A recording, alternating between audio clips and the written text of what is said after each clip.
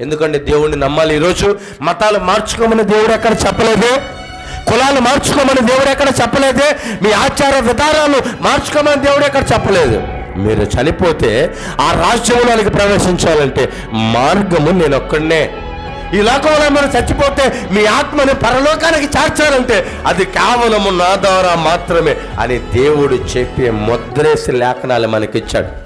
ఈరోజు అనేక మందికి అర్థం కావట్లేదు. క్రీస్తుని ప్రకటిస్తే, క్రీస్తుని మనం చెబుతుంటే, సువార్త ప్రకటిస్తుంటే వాళ్ళు అంటారు వీళ్ళు మతాలు మార్చడానికి వచ్చాడు. ఎవరికి అవసరం నీ మతం? ఎవరికి అవసరం నీ కులం? ఈరోజు కులాలను బట్టో మతాలను బట్టో విస్తరించింది కాదు క్రైస్తవ్యం. అది మనస్సులను మార్చేది గ్రంథం. దేవుడి వాక్యము మనుషుల మతాల్ని కాదు, కులాల్ని కాదు, మనుషుల యొక్క మనసులను మార్చేది. అనేక మంది త్రాగుబోతులను మార్చింది ఈ వాక్యం. అనేక మంది వ్యభిచారులను మార్చింది ఈ వాక్యమైన యేసుక్రీస్తు ప్రభు సువార్త.